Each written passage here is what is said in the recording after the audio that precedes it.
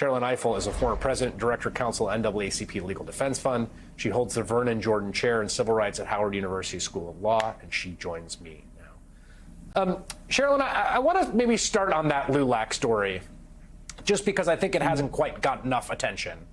And to me, I do think it's basically right out of the mid-20th century descriptions of authoritarian life, particularly in America as compared to America, land of the free, right? That here your political activities are protected. You could vote for whoever you want. You can speak freely. There's not going to be the knock at the door. It's almost iconic, right? The state comes to do something to you in retribution if you cross them. And that's really what it looks like Paxton's doing in Texas.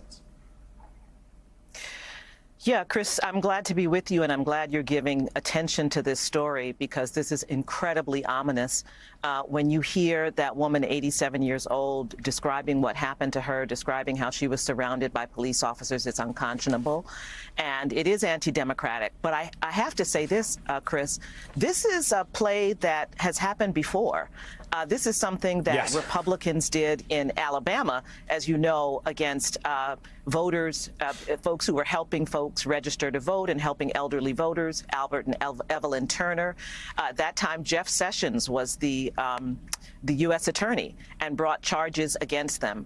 And what was so important to me in listening to your report just now, Chris, was hearing her say that, you know, she's afraid that it will interfere with them doing their work. Because what happened in Perry County, Alabama, when Sessions did what he did, was that it intimidated elderly voters from voting absentee, which is what they wanted to do. In this case, this is LULAC, the oldest Latino advocacy organization in the country, working to register voters. And this is an effort to frighten them from doing that critically important work. And the only upside of this, Chris, is this is how we know Texas is in play.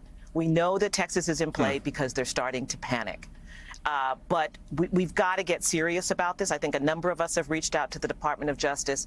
It's very, very serious indeed. Yeah, and your point there, just to stress for a second, because I want to sort of make 2 points. One is sort of the idea of, you know, these authoritarian states that are over there, right? This is our nightmare. But also the deep American tradition here. And as someone who is yes. versed in this, right? Like thuggish intimidation, whether through the courts, through local police, or just thuggish violent mobs, is the story of voter intimidation and anti-democratic rule That's in right. the United States through the years, particularly in the wake of the Civil War and Black liberation in the aftermath of it. And that is, at this point to me, the sort of unifying, a huge unifying element of the Trump Republican Party in this moment. Yeah, I mean, he's pulling a thread that already existed. He didn't create it. And, you know, they are returning. We should also remember, Chris, that I think it was 2018 was the first election we had where the Republican Party was removed from a consent decree that had covered it for 30 years yes. for its activities in the 1980s, engaged in its ballot security program. So sometimes, with all respect, I mean, Trump is a nightmare, but I want to be very clear that he did not create this, that this has been part of the playbook of the Republican Party that has had to be constrained by courts, by advocacy, by litigation, and by the Justice Department. Trump has just re-upped something that, you know, exists in the playbook that we had hoped was put on the shelf.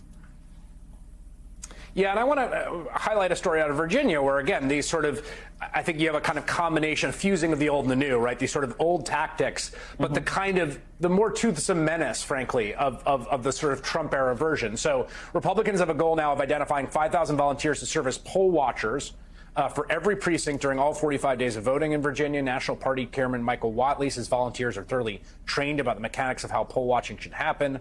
When asked about concerns Republicans might try to block certification, he says Republicans won't have issues with certification if he says the election is free, accurate, secure, and transparent. What do you make of that? Well, again, for some time, organizations like True the Vote, right-wing organizations, have been engaged in this process of attempting to kind of develop an army to challenge folks at the polls. This particular training was co-sponsored by the Trump campaign. So one thing that's different about it is that it's not only the Republican Party, it's also the Trump campaign that's engaged in this training. And again, this is about intimidation, and we're seeing this around the country too. Remember, Georgia's voter suppression law now allows for unlimited challenges. You can challenge anybody. Any voter can challenge anybody who they think is not a legitimate voter. So the purpose of this is to muck up the gears, is to intimidate people, is to, I mean, you know, the Virginia trainer said, you know, if you see something, then something's wrong, you know, and you have to do something about it. So this is the idea that, you know, every single person is deputized to tell that something is wrong. And all you have to do is think about Rudy Giuliani accusing Shaye Moss and her mom, you know, of exchanging flash drives when they were exchanging ginger mints, you know. So, but this is what they want, is to create some plausible way of suggesting that the election was stolen or that there was some fraud. Yeah, and I'll just say as a last point, and I imagine you agree with this, the solution to that is to refuse to be intimidated, right? Is to organize and to go out and to not let them intimidate folks as much as is possible.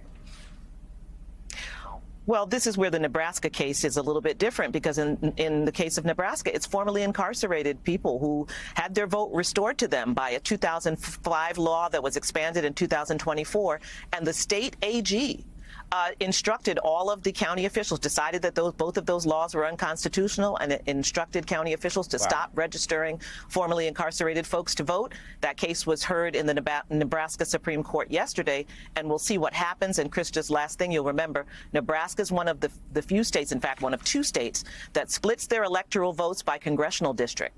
And that's why this is so important, because of that second congressional district near Omaha, where Biden won in 2020, Trump won in 2016, where every vote literally counts. So if people think Nebraska is not a swing state and that it has something to do with the national election, it does. Oh, no, there's a bunch of scenarios where the second congressional district in Nebraska swings the entire election. Sherrilyn Ifill, thank you very much for your time today. Really appreciate it. Thank you.